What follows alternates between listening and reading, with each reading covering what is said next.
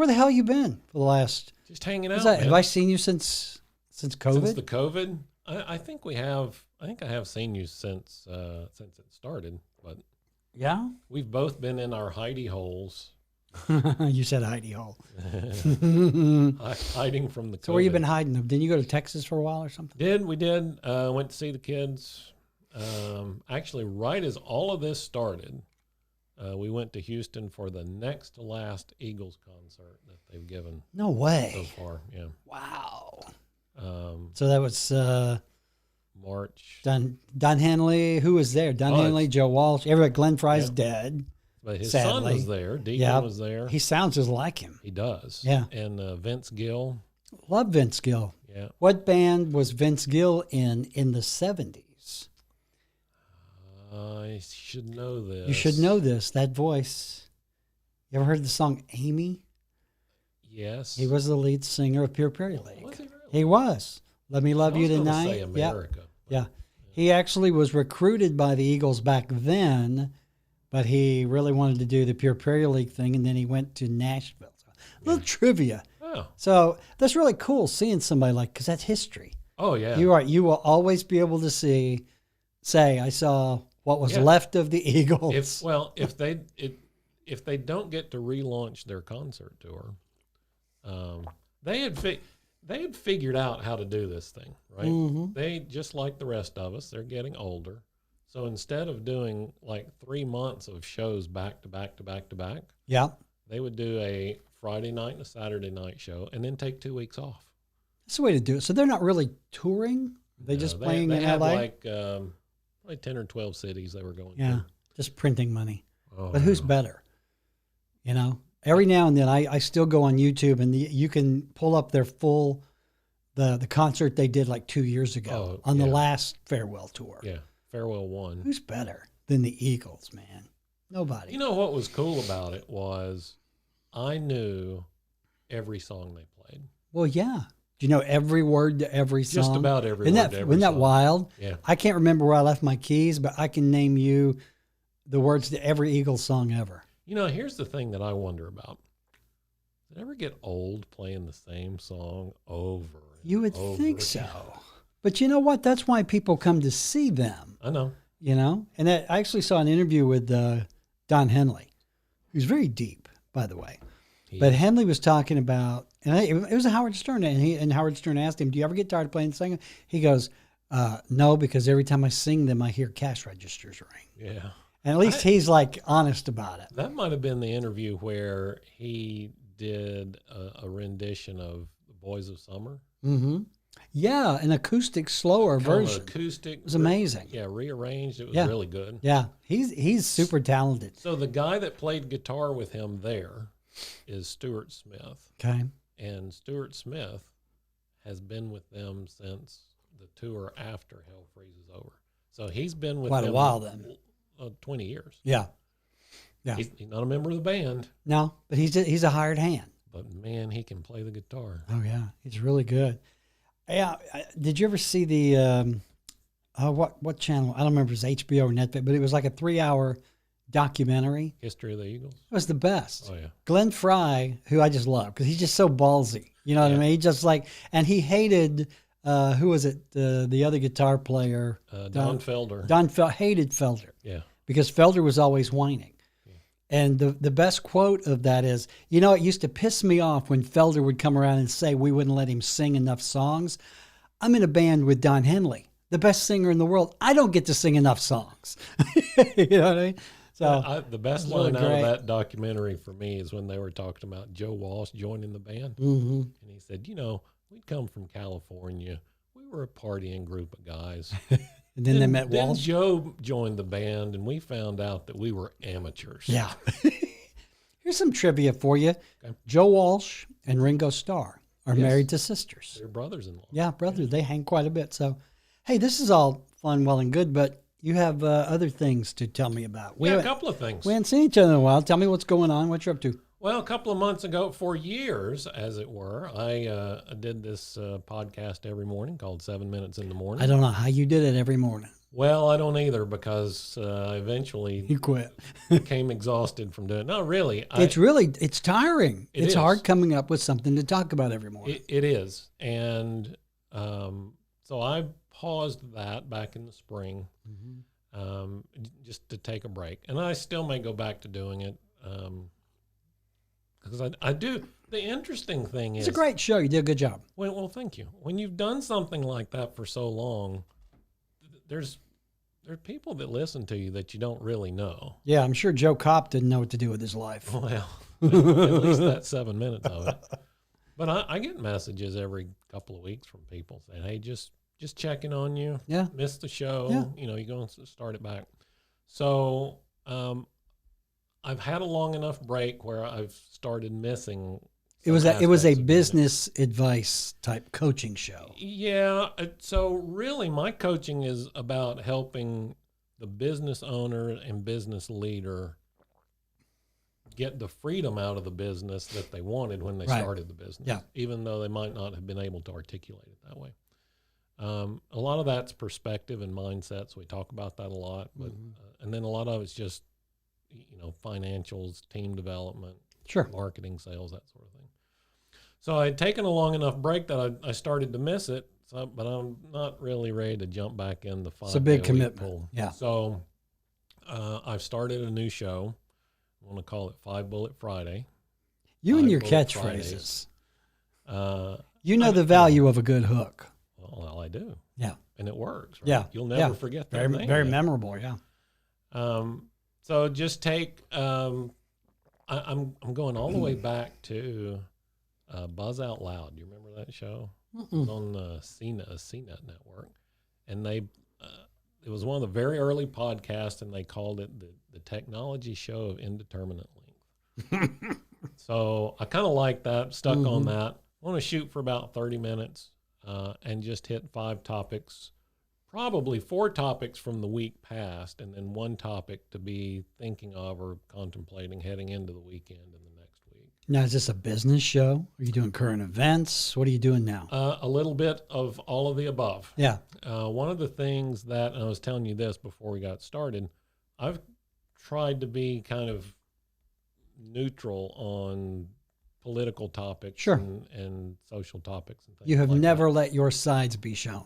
Well, it's hard for those things not to come out, right? Yeah. I mean, we've talked about guns. Clearly, I'm a gun owner, right? And those things have an influence on the decisions that we make. But there are so many things going on right now that have the potential to have a huge impact on how we move forward with our businesses. And how we move forward with the business is going to dictate how we move forward with our life. So I've never really been a fan of this idea of work-life balance. I think work is just part of life, right? Yeah. So politics and what's going on in the market, in the world around us, is part of life too. So I'm going to talk more about that. I really want to avoid choosing sides. Because I do. I like to try and see things from both sides of the argument. Well, it's easy to lose a point in a debate. Sure. Because you could just be, and you know how people love to argue, especially on social media. Oh, yeah. And they could just, I have to be careful what I post because sometimes I'll just post the most innocent thing and all of a sudden people are taking sides and I can't tell you how many times I go in and delete things just because I don't want to hear it. You want me to drop a bomb on your show? Do it. Drop a turd. Come on. All right. So this is the way I've started talking about it. We have an election coming up, a presidential election. Right. And most people look at that as a binary outcome. Candidate A wins or candidate B wins. Right. I would suggest to you that there are at least 3 outcomes. And the third outcome, I think, is more likely. Which is? Neither wins. Meaning? If you just look at what they've said over the past, we'll go back 4 years. Over the past 4 years, what they've said and done, I would submit to you that no matter which side wins, the other side will claim that they were cheated and they'll go to court. And we've already had a ruling out of Michigan last week that said the state court required the state to count mail-in ballots for 14 days after the date of the election, as long as they were postmarked prior to the election. So Michigan won't have a result for 2 weeks. Right. So we know now, because of that, unless it's an absolute blowout and Michigan doesn't matter, that we're going to have an incomplete return for 2 weeks. What happens to business in that 2 weeks? I can feel however I want to feel about that, and you can feel that way too. Right.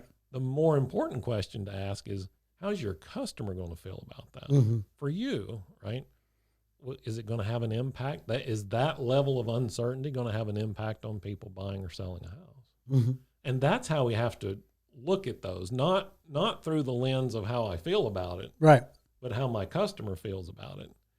And then we apply the Wayne Gretzky quote, right?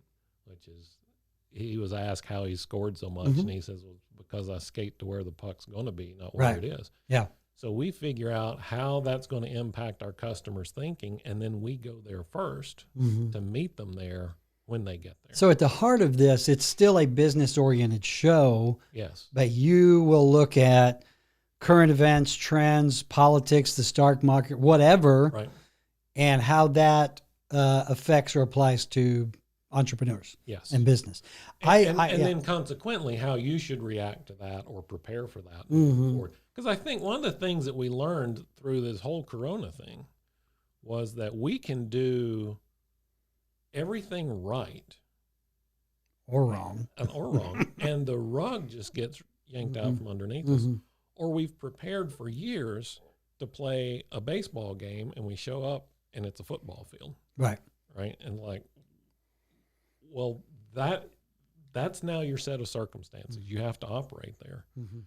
And there's a principle of planning that if you go there first and think through it, then it's not as big a surprise. Right. Than if you just show up and like, what is this? Yeah. I think the consensus, and this is my opinion, is regardless of who ends up getting the most votes, there are no winners, especially for us, the people. We're, as Wayne Gretzky would say, we're puck out of luck. You know what I mean? And I don't talk politics. I have very strong opinions that I kind of keep to myself. But by and large, my opinion is we're screwed. Yeah. I don't care which old white man gets into office. I think whoever's sitting in the second chair there over the next 4 years is going to have a greater bearing than the guy that might get in there. All right. So that's a great example, right? Okay. You could look at both of the candidates, right? Trump Jorgensen, there's three candidates. But you could look at Trump, you can look at Biden. So, okay, Trump is in his 70s, right? Biden, I'm no doctor, right? But yeah, I worry about his cognitive ability, right? So in both of those cases, whether you're worried about, the Cheetos and late night Twitter fests or just, the ability to apply cognition. Which one's worse? Which one's worse, narcissistic ego or onset Alzheimer's? I think the Alzheimer's, honestly, because you're unable to acknowledge that you have a problem. But a narcissist is the same way. You think Trump change his decision? You think Trump would ever acknowledge that he had a problem? And again, I'm not in the debate. I'm just saying, okay, here's my Trump, right? Yeah. Yes, I have a problem, but I love it. Yeah. It's a great problem. Look at the size It's of an my excellent hands. It's a beautiful problem. problem. It's a beautiful problem. I don't remember, and I just turned 60. Just had the big 6-0. Boy, I'm looking at the bottom of the hill, and I'm getting there really quickly. You have no idea. I've been 60 for a week, and I've had more things break. Yeah, but never in my lifetime have I seen, number one, such a divisive atmosphere in the United States. Right. No one is trying to succeed. We're just trying to keep the other guy from succeeding. Right. And to get to your point is, I think that does trickle down to the economy, Sure. to the consumer, and to how we business people do business. Well, last November on the radio show, I started talking about 2020 is an election year. The closer we get to November, the tighter the economy is going to become. because uncertainty breeds fear. Right. Right. On the 4th of November, doesn't matter who wins. It's over. We Yeah. know we can get back to doing what we do. Yeah. So do we have another 4 years of just battling it out and accomplishing nothing? I think that's the case. Regardless. Whoever wins. Yeah. Yeah. And I think you have to look at, to finish the thought from a minute ago, you have to look at the second chair for both of these guys. Mm-hmm. Right. And know that your vote for the guy up front is also a vote for the guy or the gal. So are in the people second voting chair. for Trump and Biden or Pence and Harris? I mean, it's scary either way. Okay, so it is, and here's the answer. However I feel about it doesn't matter. Yeah. How does my customer feel about Right. it? Right. And it's why you and I kind of have, it's why I, and I think you avoid politics on Yeah. our channels. Yeah. Is because however I feel about it is not relevant to the person that I can help and the help Correct. that I can give somebody. Yeah. What I want to do with 5 Bullet Fridays and the other media that I create is help people think about those circumstances before they get here, so it's not a surprise. Mm-hmm. We didn't know that COVID was coming this year, but we knew that some virus was coming. It's going to get us eventually, yeah. Right? I mean, it's SARS or whatever. And what was the other ones? Not the Spanish flu. I don't remember. But they come every couple of years. Sure. And we should think through, okay, what if 2021 is the year that we get, Right. meteoroids? Yeah. I don't know. Honestly, that's about the only thing left. Well, of here's what I can guarantee you: if we do get meteoroids, it's somehow going to be Trump's fault. Oh yeah. I mean yeah. and let me ask you this, because I'm a realtor, Yeah. okay, and I do have my own opinions, but I do not broadcast them, because my thought is if you're an entrepreneur, you're a business person, and you're serving, the public at large, the consumer at large, your strong opinions, if voiced publicly, can hurt your business. Yes. Now, I brought this up to a realtor that I know who is very strong, opinionated politically on Facebook, and his reply is, if they don't share my views, puck them. Okay, you're hurting your own business. So what is better for an entrepreneur, to voice their views and only do business with people who share those views, or to maybe temper those views and do business with every consumer that you can? I guess that's a question you have to ask yourself at the end of the day. It is. I mean, we can go to the bakery question, right? Right. About making the wedding About the cake for the gays. Um, And I don't mean the gays derogatorily. My Yeah. goodness. we have freedom of association. Right. And that, to me, that was the more compelling issue in that case. Forcing me to do something for somebody that I choose to not do. Mm-hmm. If you want to do business with me based on my political opinions, that's your choice. Right. And it's my choice to hide them or broadcast them. What do you think? And here's funny. Tommy Tuberville, Yeah. who has a very good chance of being elected, was an Auburn coach. Do you think any Alabama fan in good conscience will vote for Tommy? It's a real dilemma. It is. I'm because really we know torn. we take our football much more seriously than we do meteorites and COVID and Trump. Well, at best, he's only getting half the state, right? Well, you would think. And yeah, I don't know. Yeah. I mean, that's a really good point, though. And but that in this state, in Texas, I guess in a lot of states, it's the same thing, though. Yeah. Right? You go to the wrong school, you back the wrong Yeah. school.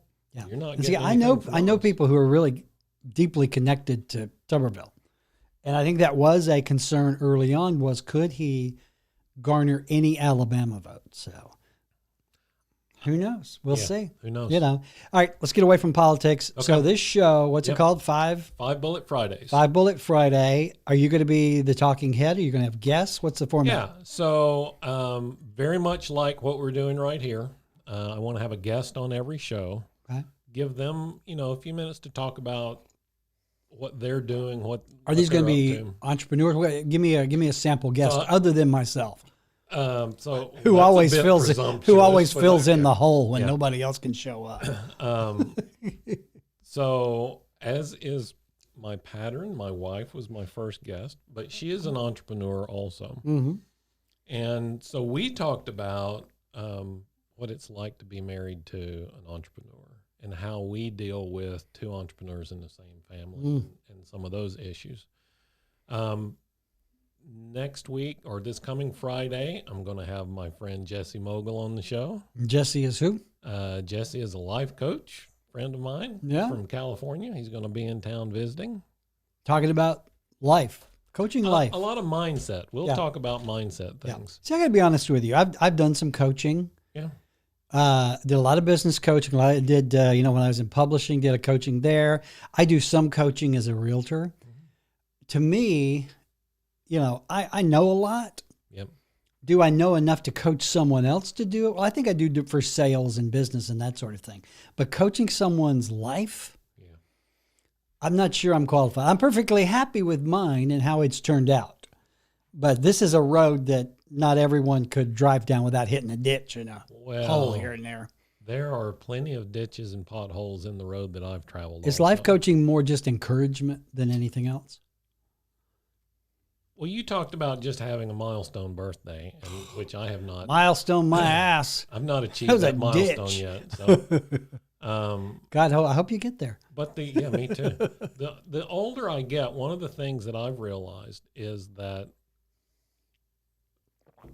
the quality of life, my perceived quality of life, has a lot to do with the expectations I put on it. Mm-hmm. And so when we talk about mindset in the context of business, you've had these conversations.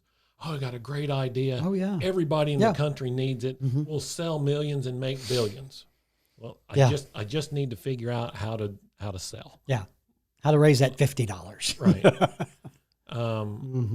That's an unrealistic expectation and one that is destined for frustration and failure. Yeah. But if you can set more realistic expectations, then there's no reason not to be content with where you are. Yeah. And at the same time, be filled with ambitious discontent for tomorrow. Yeah. You and I, one of the reasons I think we're such good friends is we kind of share a brain, which is, I got the bad side of it. But you and I have both been in businesses that our dream and our goal was to build a big business. Sure. To get filthy rich, see our name on the side of a building kind of thing.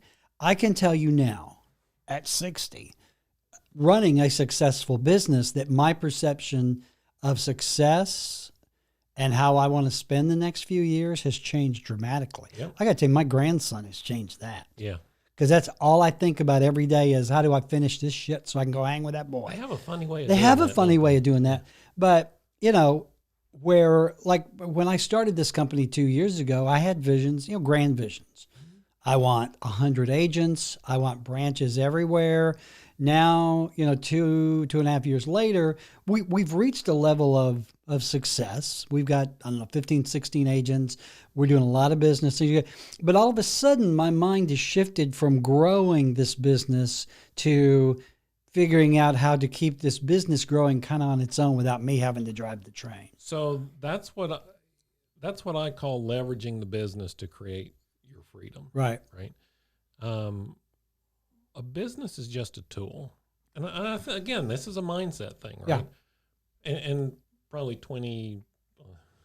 go too far back on us, 20, 25 years ago, we looked at a business as, this is going to be the Amazon, right? Yeah. I could give a flying flip whether my business becomes Amazon now Right. or not, as long as it provides me with time and location freedom to be See, able to do that's the things I key. wanna do. And I don't think it has anything to do with my age so much as it has to do with my experience as an entrepreneur for 30 years. It takes a tremendous amount of effort to build a grand business. Yeah. I mean, Bezos lost all his hair, man. I mean, my goodness. Well, if I had his money, I'd plaster it with $1,000 bills.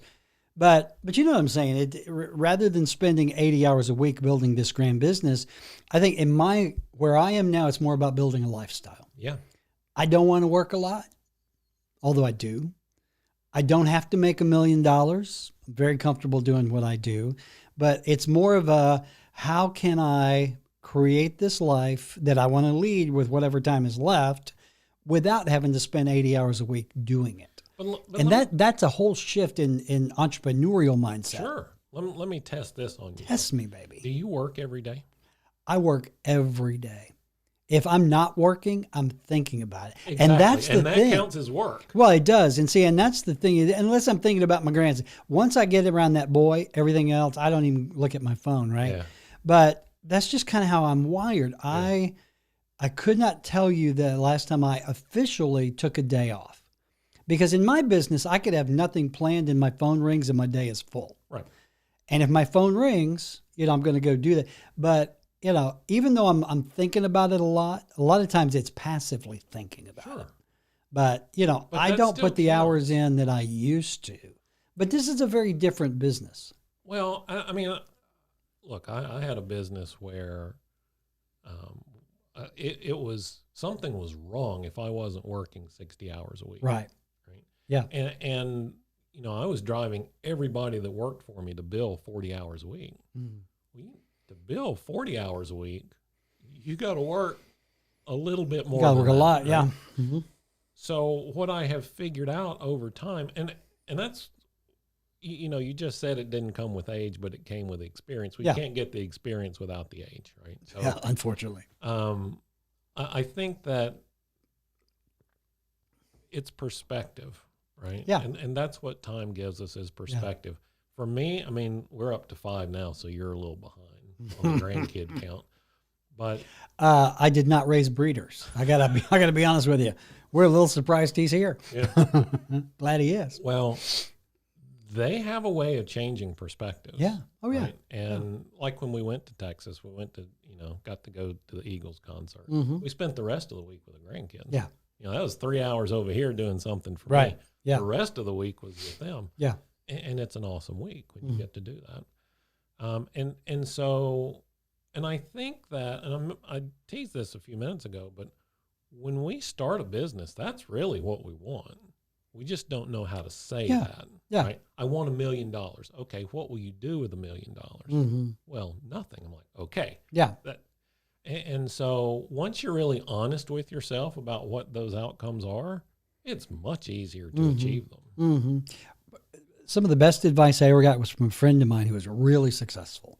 And this was back when I was in the software business, literally working 80 hours a week, making a ton of money, had a lot of nice, cool stuff to show for it, but I was killing myself. Right.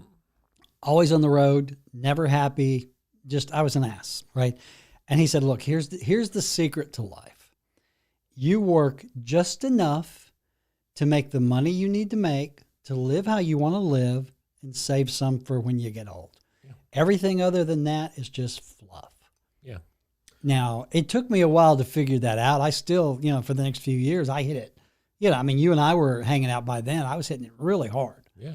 And, I burned out multiple times. Oh, yeah. So, yeah. Well, and I have too.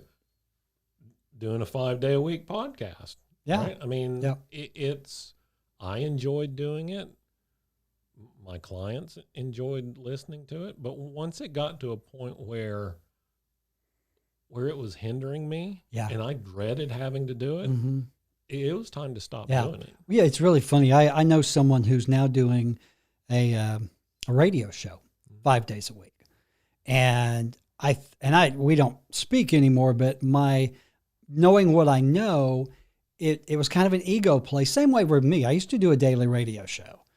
And when you first start it, you think, oh, this is going to be so cool. I'm going to be on the radio every day. I'm going to be showing people how smart I am. And then you get in it for 2 weeks and go, what the hell was I thinking? Yeah. If someone came around today and said, hey, Thom and Tim, we'll give you, this much to go do a daily radio show, man, it would. Would you take Joe Rogan's deal? You damn right I would. What, $100 million? Yeah. But Joe's been doing that for 20 years, though. He was one of the first podcasters. But anyway, that's kind of where I am. And that's why I find, you're going to have a life coach on. Do life coaches, I guess, number one, they have to define the life that you want to lead and then coach you there. Well, or are they just pulling your ass out of the fire? So one of the clients that I work with is an interior designer. Okay. And she has gone back and forth between, do I use this same style for everybody? Right. Or do I adapt to what they want? Mm-hmm. And where she finally came down was, I'm going to take this scheme, this genre, right, and apply that style to all these different circumstances. Mm-hmm. And her business tripled almost overnight. Mm.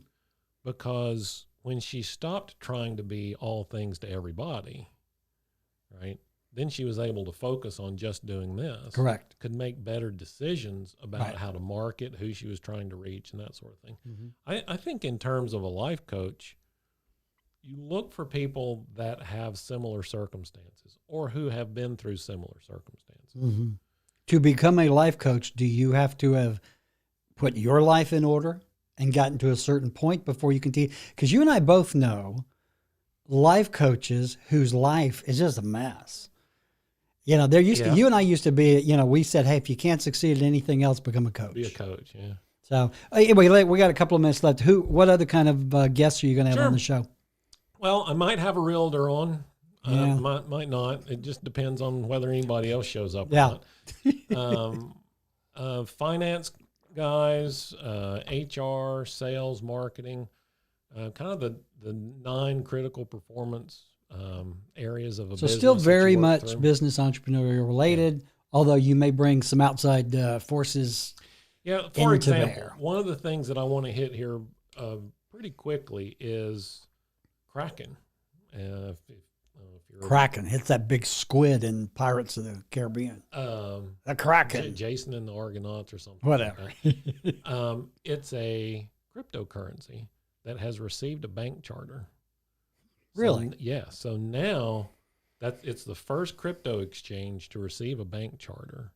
And they've got some unique rules, but it's going to allow you to have a dual denominated bank account. My bank account can be, I can look at the balance in dollars or I can look at the balance in Bitcoin. Bitcoin is so far over my head. I'm a smart guy. I don't get it. Well, and there's a lot going on. There's a lot going on around cryptocurrency right now. Yeah. And that's one of the reasons I want to talk about that pretty soon, because before, I mean, it literally could change overnight. Mm-hmm. That whether you understand Bitcoin or not, now it's a legal currency that you have to accept. I think there will come a point where there's no cash, there's no credit cards, there's no biocurrency. There you go. It'll come. You mean everybody gets low jacked with you get a little chip there. And so, all right, if folks are interested in checking this out, how do they do so? It's really, really difficult. You just go to the website. Which is? ThomRigsby.com. And if you want to check out 5 Bullet Friday specifically, ThomRigsby.com/Friday. Are you doing this on Facebook, YouTube? No. So I need to hit that. We are taking a unique approach with this show. You don't get to be a passive participant. These are scheduled as Zoom meetings. Oh, interesting. With limited seating, so you have to pre-register. Okay. But it gives you full access to me and the guest to ask questions about any of the topics. I assume you record this, though, and post it for posterity. We do record it, but the Q&A portion is not included in the replay. So if you want to get the full value from being able to ask questions and hear the questions that other people ask, you really need to register in advance. Is there a subscription fee? Presently, there is not. But there will be. But there might be at some point, maybe. Gotcha. Hey, man, fun. Oh, man. Glad to catch up. We could do this. We really could, but my battery's dying. Okay. So we'll do it again. All right. So Thom Rigsby. Thom Rigsby, Thom with an H, Thom. My daughter Sierra calls you Thom. Yeah. I think that's funny. So I used to get calls for Thorn all the time. yeah. Well, Thorn. I'm Ken, Jim, anything but Tim, the most simple name on the planet. All right, guys, we'll put links down below if Thom can help you out. Check him out. But I'm interested in taking a look myself. All right. All right, buddy. Talk to you soon. Yep. Bye.